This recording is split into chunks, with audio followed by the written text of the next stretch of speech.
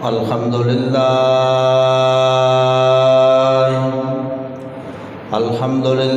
رب العالمین والعاقبۃ للمتقین الصلاۃ والسلام علی اشرف الانبیاء والمرسلین وعلی آلہ وأصحابه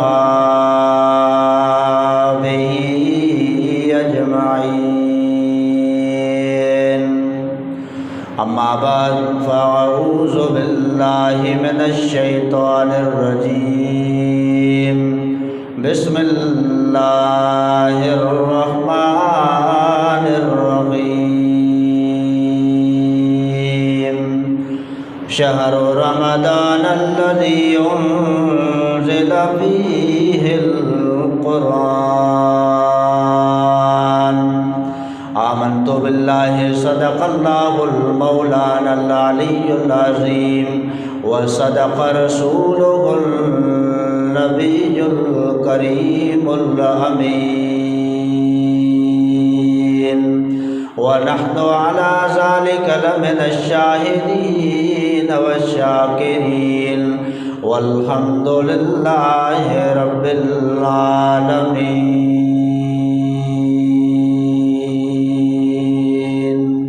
الصلاة والسلام عليك يا رسول الله الصلاة والسلام عليك يا حبيب الله الصلاة والسلام عليك يا نور الله الصلاة والسلام عليك يا رحمة للعالمين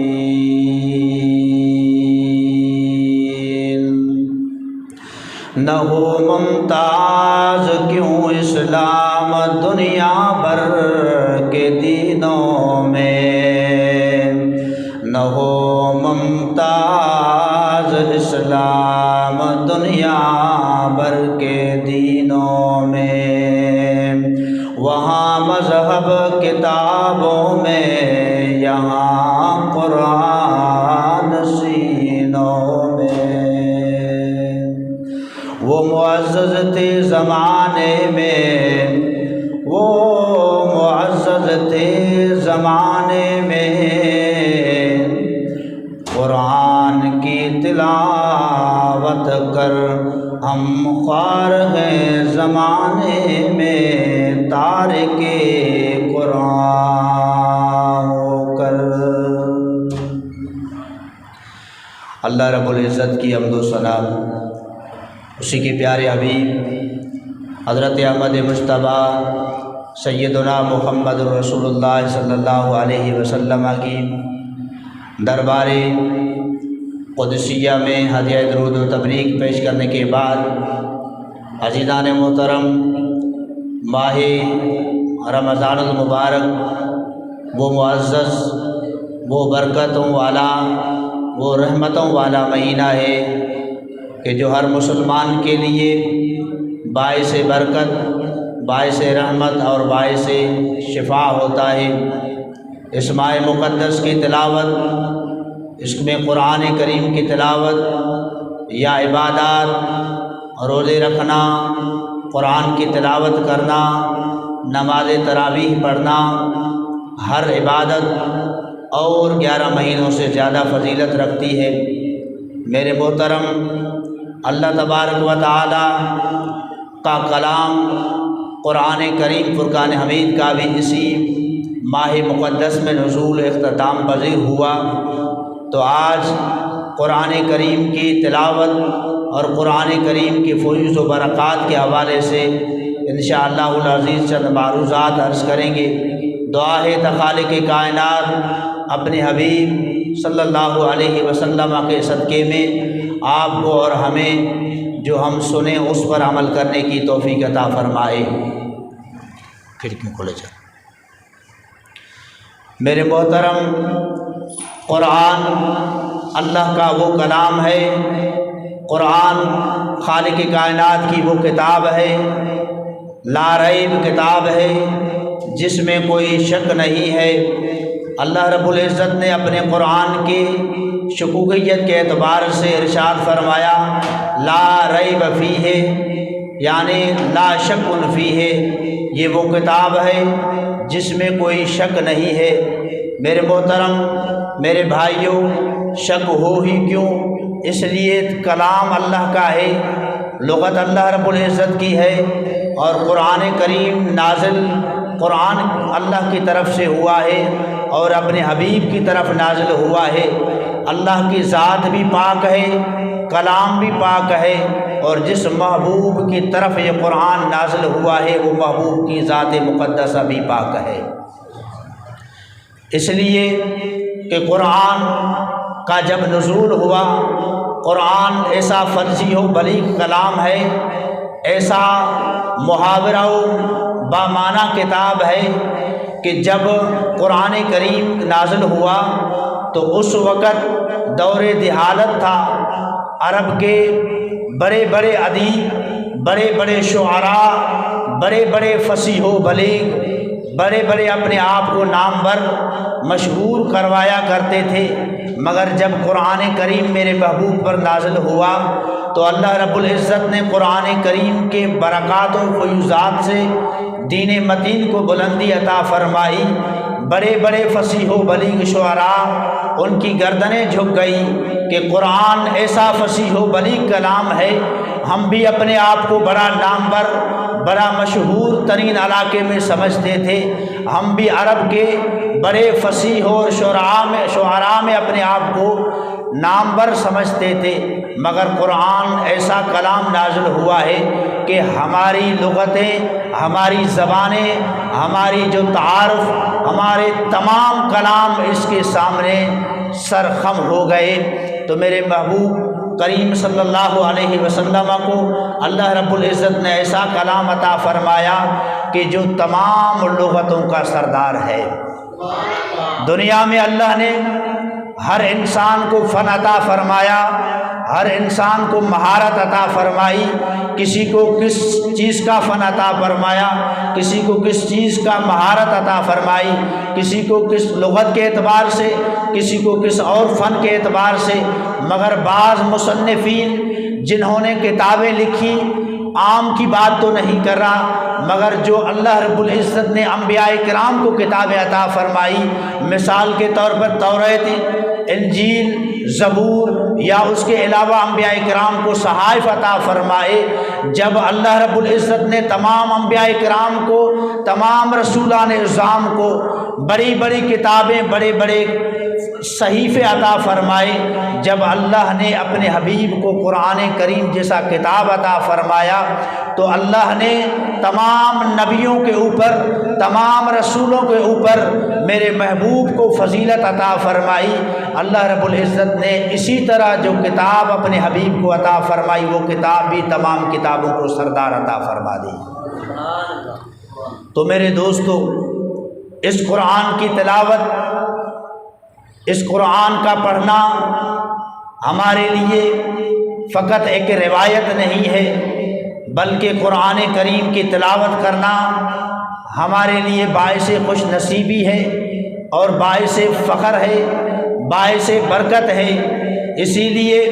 کہ اللہ رب العزت نے اپنے قرآن کریم میں متعدد اور مختلف مقامات پر ارشاد فرمایا، کہیں قرآن ہمارے لیے نصیحت کے اعتبار سے تلاوت فرماتا ہے، کبھی قرآن ہمارے لیے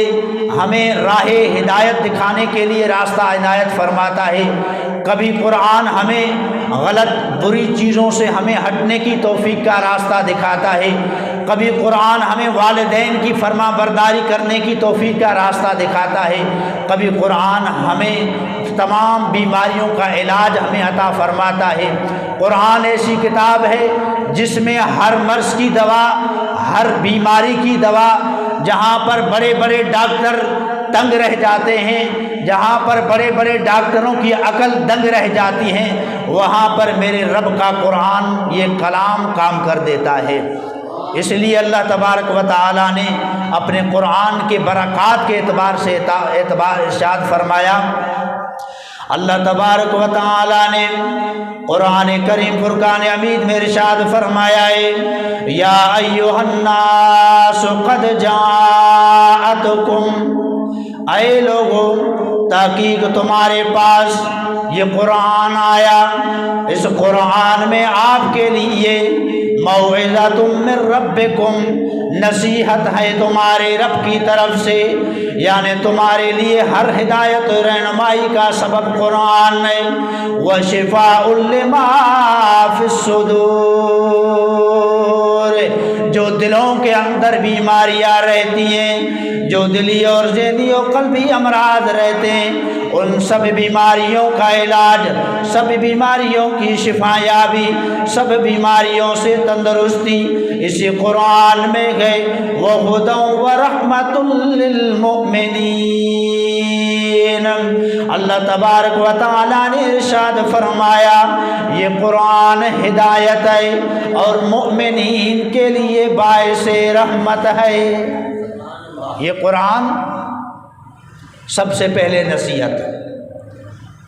پھر شفا اور ہدایت، باعث رحمت۔ اس آیت مبارک میں اللہ تبارک و تعالیٰ نے قرآن کریم کی 4 چیزوں کا ذکر فرمایا کہ سب سے پہلے یہ قرآن آپ کے لیے ہدایت لے کر آتا ہے۔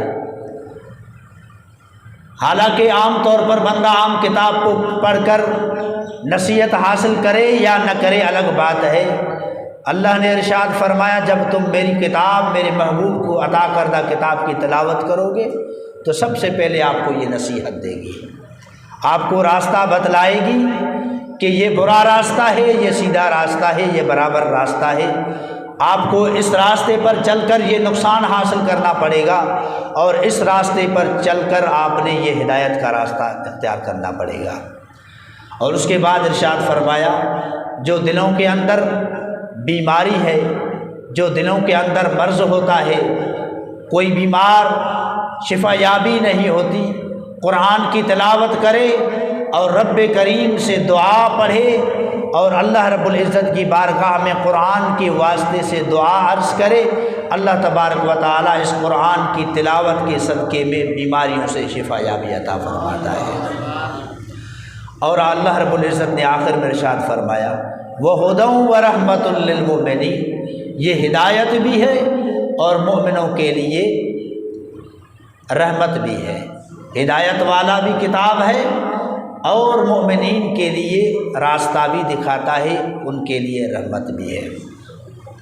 میرے محترم، قرآن اللہ نے اپنے حبیب کو عطا فرمائی، تمام کتب کی سردار، تمام صحائف کی سردار، ہر کتاب کے اوپر کوئی نہ کوئی حد ہے، مگر قرآن سے آگے کوئی ایسی کتاب نہیں ہے جو زیادہ قرآن سے فضیلت رکھنے والی ہو۔ دنیا میں نہ ایسا کوئی مصنف پایا جائے گا، نہ ایسا کوئی لکھنے والا بااختیار شخص پایا جائے گا جو قرآن کریم کے مقابلے میں کوئی کتاب لا سکے، کیونکہ اس لیے قرآن اللہ کا کلام ہے اور رب کی عطا کردہ کتاب ہے۔ میرے محبوب کو جب عطا فرمائی، اللہ رب العزت نے لامحدود بیماریوں کا علاج رکھ دیا، ہر مرض کی دوا اس قرآن میں رکھ دی، ہر محتاج کی محتاجی کو دور کرنے کے لیے قرآن کا راستہ بتلایا گیا۔ قرآن کریم کی تلاوت کرنا، بالخصوص اس ماہ مقدس کے اندر، ماہ رمضان المبارک کے اندر قرآن کریم نازل ہوا، اور قرآن کریم کی تلاوت کرنا اس ماہ کے اندر سب سے زیادہ فضیلت رکھتا ہے۔ میں آپ کو عرض کرتا چلوں کہ قرآن کریم کو رمضان المبارک میں نازل فرمانا، اختتام پذیر کرنا یا روزوں کی امتیازیت قرآن کریم کی ماہ رمضان المبارک میں ہونا، اس کی بھی کوئی وجہ ہے۔ حالانکہ سال کے 12 مہینے ہیں، آپ کو پتہ ہے، اسلامی مہینے، قمری مہینے محرم الحرام سے شروع ہوتے ہیں۔ پہلا محرم الحرام دوسرا صفر، تیسرا ربیع الاول، چوتھا ربیع الثانی اور پانچواں جمادی الاول، جمادی الثانی، رجب، شعبان، رمضان، شوال، ذی القعدہ، ذی الحج، پھر اسی طرح محرم اور صفر شروع ہو جاتے ہیں۔ یعنی 12 مہینے ہیں سال کے،